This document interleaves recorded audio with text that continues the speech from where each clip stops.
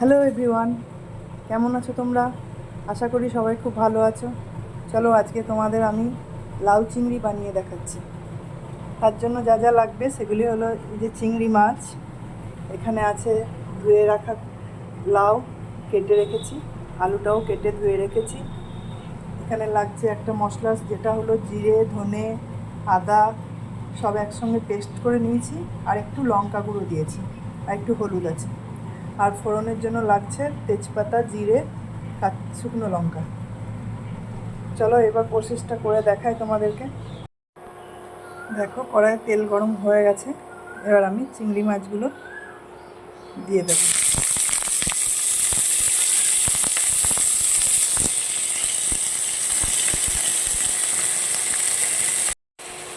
এর মধ্যে একটু হলুদ দিলাম,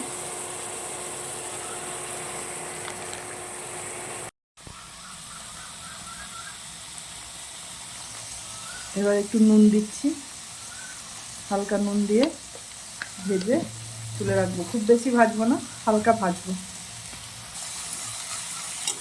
দেখো বন্ধুরা, কারেন্ট অফ হয়ে গেছে, তাই আমি ইন্ডাকশন থেকে আবার গ্যাসে শিফট করলাম। এই ভাজা হয়ে গেছে, খুব বেশি ভাজবো না। এবার এটা আমি তুলে নেব।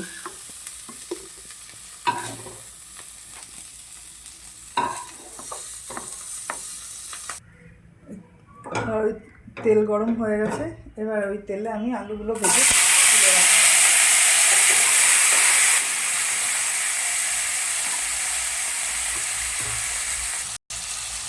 একটু হলুদ দেবো,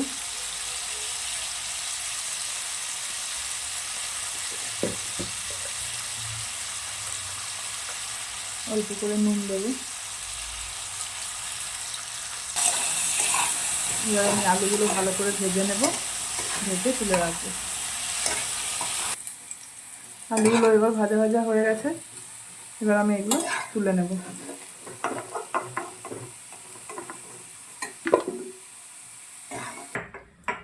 বন্ধুরা, আলুগুলো সব তুলে নিয়েছি। এবার যে তেলটা আছে ওই তেলের মধ্যেই আমি জিরে, শুকনো লঙ্কা, তেজপাতা ফোড়ন দিয়ে দিলাম। যে মশলাটা আপনাদেরকে দেখিয়েছিলাম করে রেখেছি, সেই মশলাটা এর মধ্যে দিয়ে দিলাম। একটা টমেটো দিয়ে দিলাম,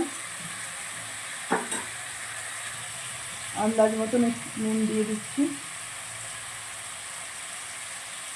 পরে নুনটা দেখে নেব। দুটো কাঁচা লঙ্কা দিয়ে দিলাম। এবার মশলাটাকে আমি একটু ভালো করে কষিয়ে নেব। মশলাটা এবার দেখুন একটু কষা হয়ে এসছে, একটু ভালোভাবেই কষা হয়ে গেছে। এবার আমি লাউটা দিয়ে দিচ্ছি।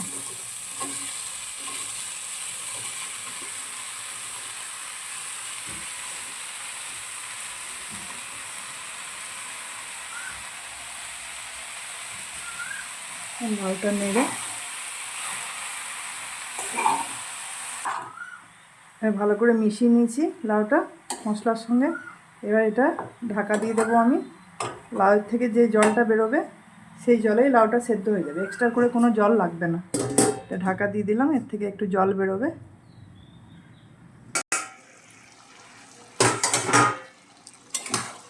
দেখুন কতটা জল বেরিয়েছে লাউয়ের থেকে। এই জলটা শুকাতে শুকাতেই লাউটা সেদ্ধ হয়ে যাবে। এবার আমি আলুগুলো দিয়ে দেবো।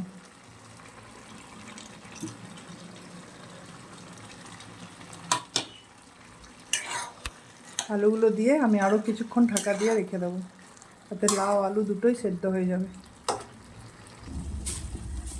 দেখুন বন্ধুরা, রান্নাটা প্রায় হয়ে এসছে। আমি একটু চিনি অ্যাড করলাম।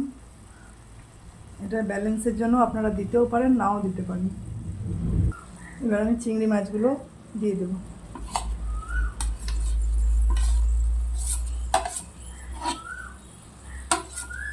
অল্প একটু চিনি অ্যাড করলে ব্যালেন্সটা ঠিক হয়, কিন্তু সবাই চিনি তো পছন্দ করেন না, তাই যারা পছন্দ করেন না তারা দেবেন না। আর একটু হবে, তাহলে আমার তরকারি অলমোস্ট রেডি। দেখো বন্ধু, আমার পুরোটাই হয়ে গেছে বন্ধুরা। দেখো, আমি একটু এবার এর মধ্যে ঘি অ্যাড করছি। আপনারা চাইলে গরম মশলা দিতে পারেন, কিন্তু আমি গরম মশলা গন্ধটা খুব একটা আমার লাউয়ের মধ্যে ভালো লাগে না। পটল বা চিংড়ি হলে আমি গরম মশলাটা দিতাম। তার জন্য আমি একটু ধনেপাতা দিয়ে দেবো। লাউ একটু ধনেপাতা দিলে সেটা কিন্তু ভালোই লাগে খেতে।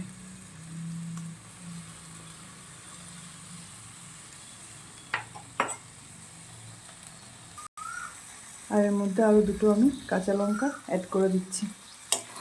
এটা আর সেরকম ঝাল হবে না, কিন্তু কাঁচা লঙ্কার একটা যে গন্ধ সেটা ভালো লাগবে। বন্ধুরা, এই যে আমার রেডি হয়ে গেছে লাউ চিংড়ি। কেমন লেগেছে তোমাদের একটু কমেন্টে জানাবে। আমার রান্না যদি ভালো লেগে থাকে তাহলে একটা লাইক ও কমেন্ট দিয়ে আমাকে তোমরা জানিও। আজকের মতন টাটা।